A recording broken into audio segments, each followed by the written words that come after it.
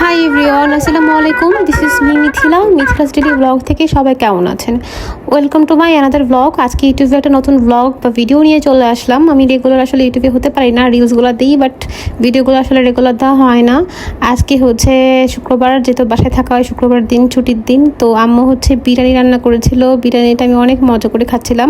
আমি আসলে এতটুকুই হচ্ছে খাই, এতটুকু করেই হচ্ছে আমি খুব মজা করে খাই। কাঁচামরিচ দিয়ে আমি নিয়েছিলাম, সাথে হচ্ছে আম্মুর মজাদার একটা বিরিয়ানিটা অনেক বেশি মজা হয়েছিল। আসলে মায়ের হাতে রান্না অনেক বেশি মজা হয়।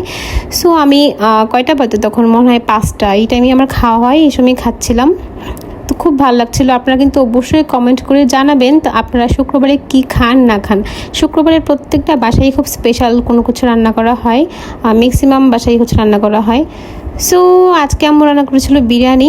কীভাবে বিরিয়ানি রান্না করেছিল যদি রেসিপি চান আরেকদিন হচ্ছে আমি দিয়ে দিব। আম্মুর হাতের রেসিপি কিন্তু মায়ের রান্নাঘর একটা পেজ আছে, এখানে কিন্তু অনেক কিছু আপলোড করা আছে, আপনারা কিন্তু চেক করতে পারেন। দেন হচ্ছে আমাকে সামিয়া বলছে ট্রিট দিবে। তো সন্ধ্যায় আমি 8টার দিকে বের হয়ে যাই সামিয়ার সাথে। সামিয়া হচ্ছে একটা পিচ্ছি ছোট বোন। তো ওর সাথে আমি চলে গিয়েছিলাম মুক্তারপাড়া পিৎজা পার্লে।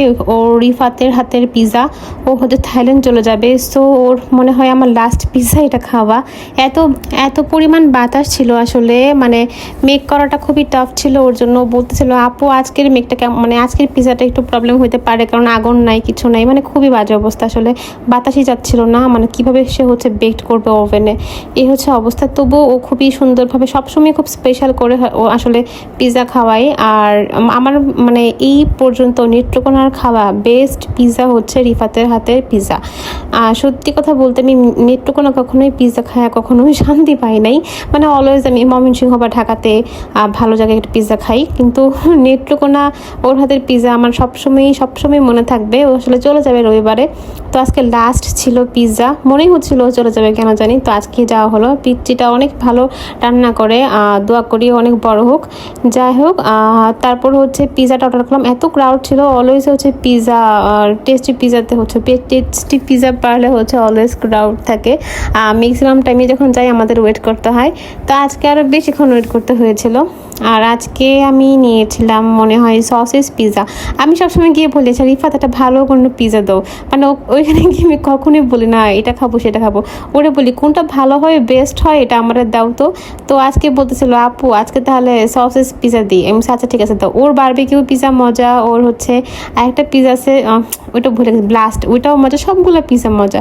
তো সামিয়া হচ্ছে আজকে ফার্স্ট টাইম ট্রাই করেছিল। ও নাকি আরেকবার কোন রেস্টুরেন্ট থেকে পিৎজা নিয়েছিল, বেকারি পিৎজা, তো খুব ভয়ে ছিল। পরে তো টেস্ট করে বলছে না আপু আসলেই তো অনেক মজা, এটা খুবই মজা আসলে, মানে ও পিৎজার টেস্টটা পাচ্ছিল। আর রিফাত আবার জিজ্ঞেস করতেছিল আপু আজকের পিৎজাটা কিন্তু একটু প্রবলেম হয়েছে, চিজটা গলে নাই ওভেনের জন্য, মানে সব কিছু একটু প্রবলেম হয়ে গেছিল, কিন্তু তবু এত বেশি মজা হয়েছিল। যাই হোক, তারপর হচ্ছে আমি বাসায় চলে আসলাম। বাসায় না, নানুর বাসায় গিয়েছিলাম একটু মহামিনের যেহেতু জ্বর ছিল দেখতে।